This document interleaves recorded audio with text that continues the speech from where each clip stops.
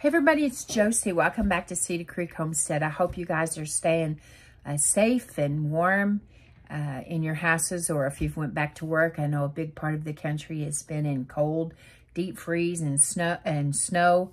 We did get snow here at Cedar Creek, and that's not been a big issue as much as the cold, extreme cold has been. When I say extreme cold, remember that we live in the South and we're not used to the temperatures that a lot of you up north get. My brother and his wife, they live in Minnesota, and so their winter temperatures are a whole lot different than ours. And so we have had wind chill factors of below 0 negative temperatures, and so that has been rough for us. And my dad and family live in Northwest Arkansas, and I think their actual temperature one day this week was -6 with the wind blowing. We've had the wind blowing a lot. The wind chill for them was like -30, and that's just something that we are not used to here. Today, I'm looking out the window and the snow is melted off here. We do have a hillside here on the farm that is still covered in snow, and it stays shaded a lot, but the sun will probably get a big portion of that today. So the temperatures tonight are supposed to drop again. I've heard 8 degrees. I've heard 16 degrees. So, but not as bad as what it has been. We'll do the same thing again, especially if it looks like it's going to be 8 or lower. We'll leave our water dripping. We haven't lost any electricity. We haven't had frozen water. We're thankful for that. Been able to get out and take care of the animals, break the ice off the pond, and do all that. We're going to have a chilly weekend in the 20s tomorrow, and then on Friday, and then Saturday and Sunday. And then Monday, we actually have a little bit of a chance of some freezing rain. Hopefully not a big accumulation of that. And Friday or Monday afternoon is supposed to turn over to a cold rain. And then by the end of the week, we have chances of it getting back up close to the 50s. And so we are lower than normal for this time of year. We realize that it's winter. We know some of you are saying, I wished it was that warm here. And so we're just all kind of, doing what we can. We've had our windows covered with blankets and our doors just to take care of any kind of extra draft, closing off any rooms that we weren't using. I grew up with my parents doing that. We had a mobile home with a long hallway. Remember how they used to be built? And so all the bedrooms were off of this long hall. You started at the living room and went all the way back. And so there was a lot of wasted space.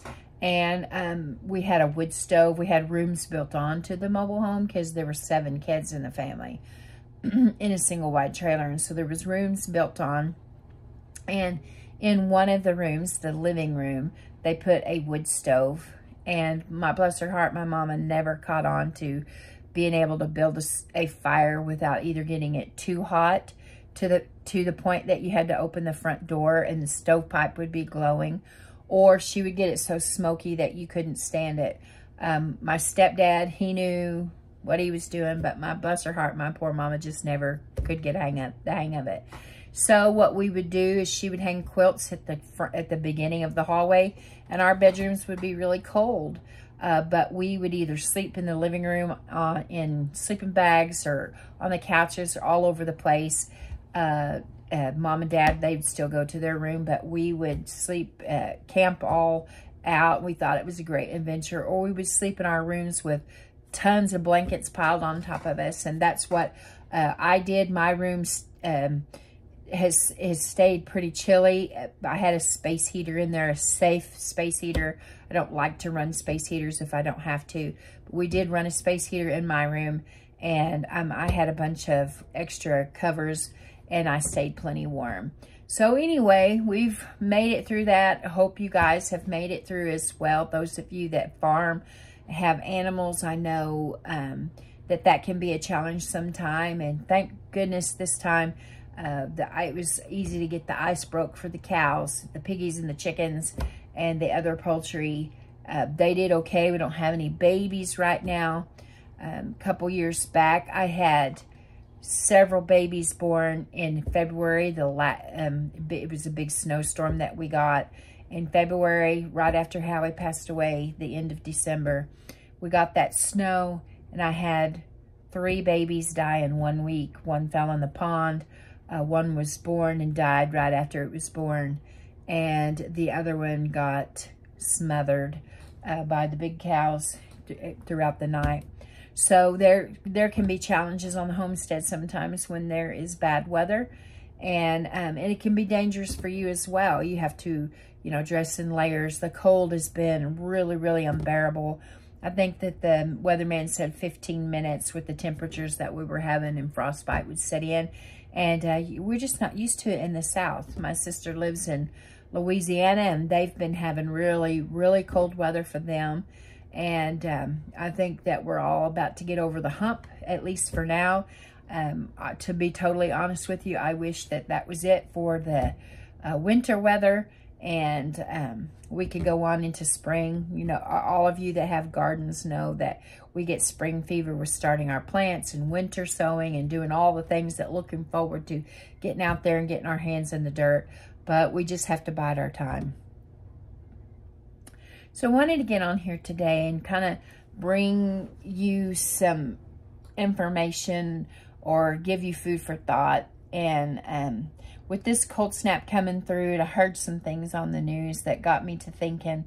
And I've had this one particular thought that I've had for a while going through the holiday season. And all of you that have television or get out and about and go shopping or have access to videos and stuff, that during the holiday season, and there's nothing wrong with this, you see the red kettles and you hear the bell ringers, and you usually see commercials on television about soup kitchens and charities and all the different things during that time of the year. And people generally are pretty giving, and you see people stopping and putting money in those red kettles, and you hear people volunteering at the soup kitchens and those kind of things. And I was thinking about that when I heard on the news preparing for this snow and cold weather that was coming through. I saw and heard that my little town that I live in, or actually I live out in the country, but the little town that is the little town that we're part of, they announced that they would have a warming center there in our little town. And that really caught me off guard. I wasn't expecting our little town to have a warming center, because honestly, I've never really noticed anyone that I thought looked like they might not have a place to stay. And it kind of bothered me that I began to think that maybe I had turned a blind eye to people, and that I wasn't being compassionate. I wasn't seeing a need there.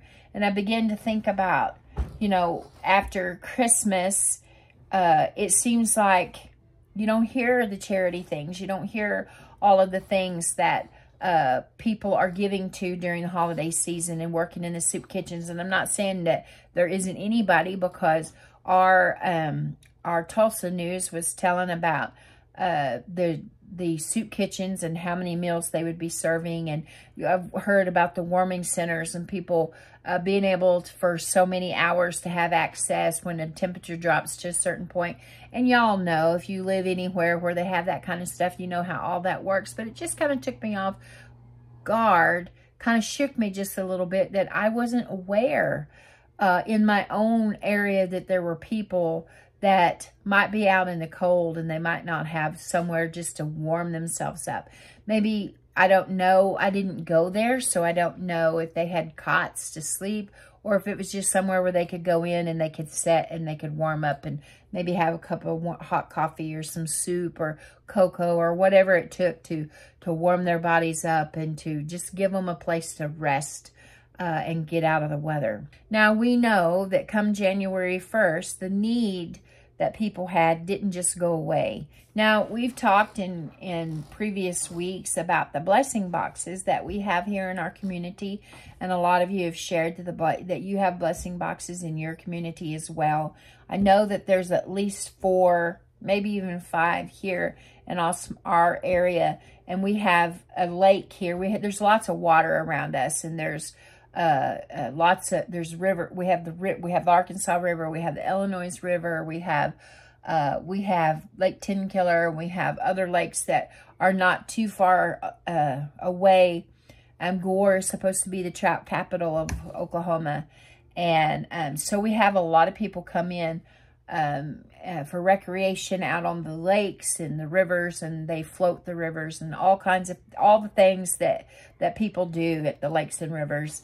And so up there at the lake area and here, there in town and out here, even at our church, which is outside of the city limits, we have blessing boxes. And what I have noticed is people are putting food in there constantly, and they put on Facebook, we have a community site, and people will go on there and say, hey, I just put whatever it was in the blessing box located here. If you need it, go get it.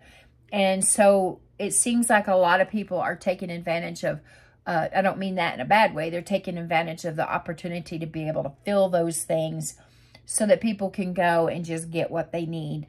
And those are staying empty. Our little church itself, we have stocked it and stocked it and stocked it, and the stuff is coming out. And we're thankful for that. We're thankful that we're able to put that food in there and that people are going. We've put some blankets in, and those have been taken. There's been different little non-food items that's been put in there, and those are being taken. So we're thankful that we're able to do that much at least. We have some churches in our area that do have food have food pantry, and they also have clothing closet that is open at certain times that people can have those needs met if they need them. And I've talked about this before, about who is our neighbor. Our neighbor, of course, is the people that live around us, but everywhere you go, the other person is your neighbor. And we need to treat those people as such. 2 things that I want us to get is empathy and compassion. Now, empathy is understanding and sharing someone else's feelings. You share those feelings, you understand those feelings, but we need to carry it further with compassion, showing kindness and supporting those. And one of the ways we're doing that, and you can do that as well, is by putting in those blessing boxes, working in a soup kitchen, doing all you can in food pantries.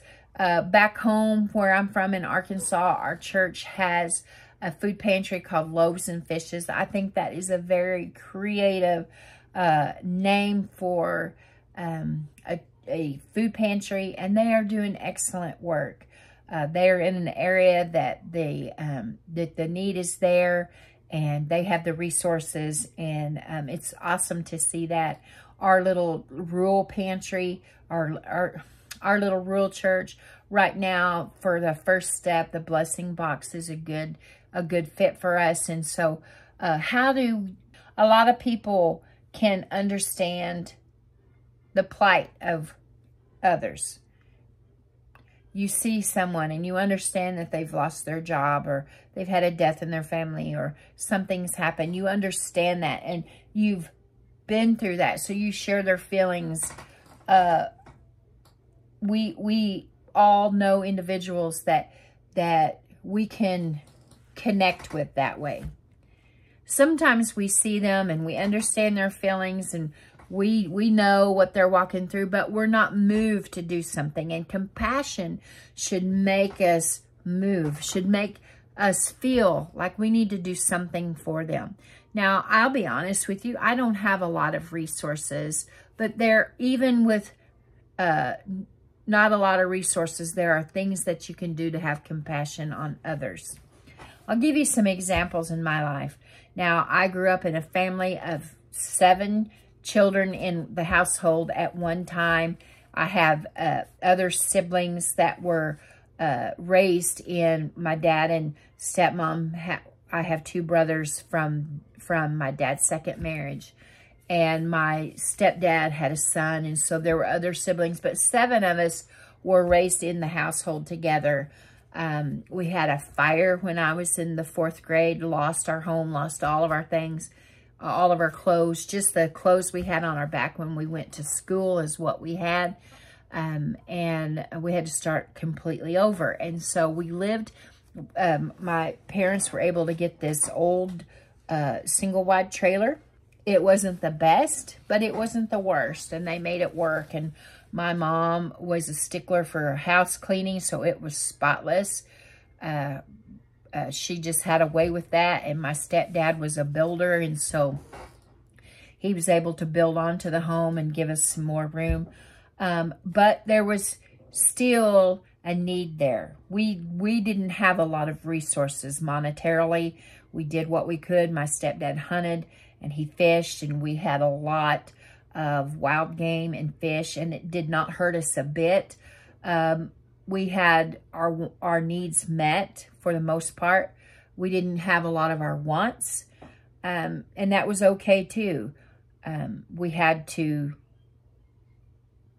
work a lot of, we had to help cut wood and do chores and those things. And that didn't hurt us either.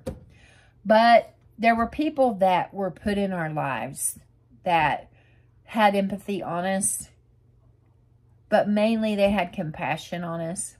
And I wanted to tell you about these individuals because I think we need to honor people that had it figured out and that we can learn from them. And the Lord was so faithful from the time I was a little bitty girl that he put people in my path that just are absolute heroes to me in my life. The first, you've heard me talk about her before, was my sweet granny. And she was wonderful. She taught me how to cook and how to do all these different things. She had a beautiful garden. Her and my grandpa had the most beautiful gardens. And the first row in her garden was always zinnias. She always loved to have that there. My grandpa enjoyed it as well.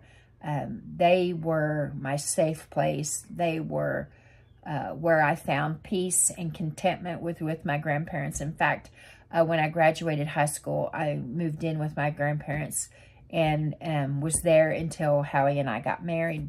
I had my Aunt Wanda, which was she was my great aunt, my mom's aunt. And my mom spent a lot of time with her when she was a little girl. And she treated my mom like a daughter. And then she had that same attachment with me. And I spent a lot of time with her in the summers. They would come and take me, like when there was going to be a long weekend and my uncle was going to have a day off from work, 3-day weekends. They would usually come and see if I could spend that time with them. And like my granny, they took me to church and taught me about the Lord. My aunt spent all this time. I know she had other things to do, but she would spend her time helping me turn egg cartons into dollhouse furniture. And she would make me little blocks and items with sewing. She was a good seamstress, and she made me all kinds of little toys and little things to play with. And she is the very first person that I ever tasted homemade chocolate gravy. And I don't like chocolate gravy on biscuits. I like it when it gets cold to eat it as like pudding. And she would always put, I thought she was rich because she had squeezed parquet. It wasn't even butter, it was margarine. But I thought she was rich because she had the squeezed parquet, and she would squeeze butter on top of her hot chocolate gravy, and that's how she ate it. She's also the one, when I look back on it now, I get tickled because I thought they were so rich.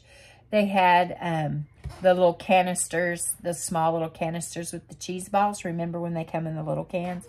She'd have cheese balls, and they would have things that we didn't get because that kind of snacks didn't go far for kids when you had 7 kids at home. And so I just thought they were so wealthy.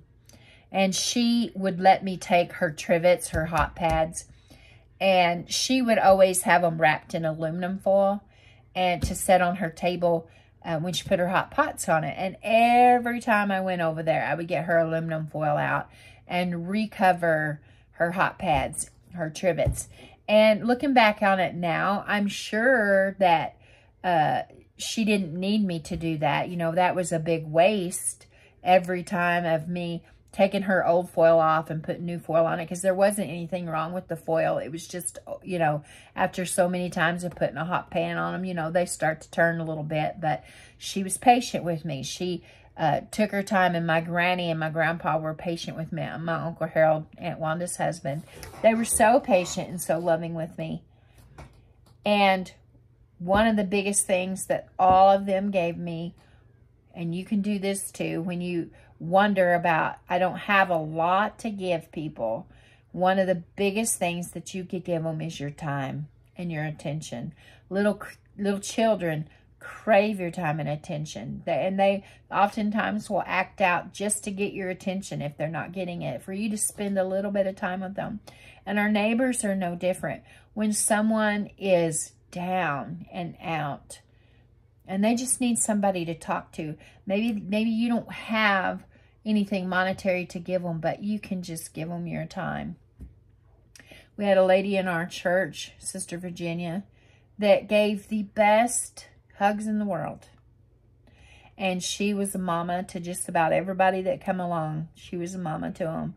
And there's people in life that are like that. You're just drawn to that person, and all they have to do is hold their arms out to you and just envelope them in their arms, and it seems like things just begin to melt away just a little bit.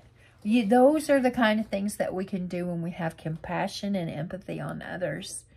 Now, here in Oklahoma, Howie's a year older than me, so he was growing up at the same time I was. And he's told me stories about his little neighbors that lived just right over here, Mr. and Mrs. Chisholm. People call them Ma and Pa Chisholm, or Sister Chisholm and Brother Chisholm. And they were the sweetest people. I was privileged to get to meet them and fell in love with them like everybody else. And Howie tells stories about going over into her garden, which was just right next to us. And he said, you know, his family was having some struggles, and he would go over there as a young boy, 9 or 10 years old, and he would talk to her, and she would take the time. You know, she was a busy woman. She was working in her garden, and she was canning, and they had goats, milked goats, and done all kinds of things, and she was busy. Y'all know how it is when you're busy, and here comes a young neighbor kid that needs a little bit of time and attention and a little bit of love. And she took the time to talk with him and to pray with him. And Howie said that she would take these big old leaves out of the tree, and he said they were heart-shaped. He said they were big old, and I can almost imagine it was probably a catawba tree. And he said she laid those leaves down on the ground, and for them to get down and pray right out there in her garden, in that little garden spot. And she took the time to pray with her little neighbor boy. And also that extra time and attention to lay those leaves down so he didn't get his little knees on his jeans dirty and get in trouble. And those are precious memories. And that's something that Howie never forgot. It taught him compassion and empathy on others. And I was taught empathy and compassion for others through my granny and through my Aunt Wanda and other ladies in my life, and Sister Virginia, those that took the time to be a neighbor to those around them, those that recognize that your neighbor is the other person. And, you know, we think about all the things that are going on in this world, and my goodness, there's lots and lots of things, isn't there? But we think of politics, and we think of social issues and all these things, and definitely there's disagreements and there's divisions, and there's, you know, I don't agree with that and you don't agree with this, but we can still be neighbors one to another. We can still do all that we can to be compassionate towards the other. Now, Miss Chisholm she had a way about her as well. And I can remember going and eating supper. They called us, and we had come in. We were still living in Arkansas at the time, and we'd come to visit Howie's family. And they had made a date with us for us to go up there and eat supper with them. And they served us fried rabbit. And she had all the trimmings. And before we left, she went into her pantry. She had a big old pantry like my granny did. And also, like my granny, she didn't send you home with her home canned goods. My granny kept her home goods, but she would give you other things. And Miss Chisholm brought this big bag out to us, and we received it. And that's something that is learned as well, is to be a good receiver. When someone gives you something, someone blesses you with something, you don't have to push it away and say, I don't want that. That's not good enough, or I will never eat that, or whatever. Be a good receiver to those that have compassion, moved. They want to be a good neighbor to you. They want to love you as a brother and sister in the Lord, or whatever the case may be. Here she come with this bag. Big brown paper sack, when you could still get paper bags from the grocery store. And she sent us home with it. I can't remember everything that was in the bag, but I do remember two things in particular. She gave us a bottle of orange pop, and she gave us a gigantua bag of peanuts in the shell. And we were just tickled to death, and she was tickled to give us that gift. And those are some things that we can learn as well, to be hospitable and to be giving. A lot of people will say, well, I work hard to put up all the stuff that's in my pantry and all of the supplies that we have laid out, being prepared and you know, wanting to make sure that we have plenty. And that's a good thing. That's a good thing, to look well to the ways of your household. I tell you that with every single video, to look well to the ways of your household. But that also includes being hospitable, being compassionate, wanting to show love. That's what it really boils down to, is showing love, showing compassion, trying our best to be the best that we can be. And the world today needs that encouragement. Like I was saying a while ago, you see all those things that are going on. And guys, don't kid yourselves into thinking that everything's just going to go away this year. It's going to get all better because, you know, we're working on trying to get the elections going and who's going to be the next president, whether it's the one we have or one of the ones that are running.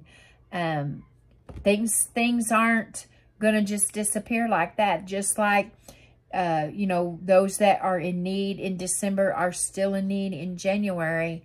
We need to remember that. We need to hold on to our compassion for others, and we need to hold on to our love for the others and recognize who our neighbors are. I am speaking about this because it shocked me that I didn't see a need here. And I want to have my eyes wide open. I don't want to turn away from others and not be compassionate on them. I want to do all that I can. And like I said, you know, it's not always money. It can't be money with me because I don't have a lot of money to give. But there are other things that you can do to be compassionate. You can give of your time. Young people crave, even though they act like they're not interested. You'll find those ones that they just, you'll be surprised at those that you'll be able to help, those that you can be compassionate towards. Young mothers raising their little babies. I can see on Cheyenne sometimes how tired she is and how much she just needs a word of encouragement. One thing I'm trying to do with her this year is to take pictures, snapshots, and it's easy to do with the camera. When you see those little mamas doing things, you know, that's just taken for granted, that's, you know, feeding the babies or get them in a bath or playing with them in a subtle way, snap a little picture of them, and so that she can be reminded that she is doing a good job. You know, people, they just need to be loved. And they need to be, we need to be concerned one about the other. Not talking about busybody and nosy and all of that. I'm not talking about all of those traits. I'm just talking about being compassionate to the needs and the welfare of others. And this storm has brought that out for me, to realize that there's people that are hurting. There's people that are in need.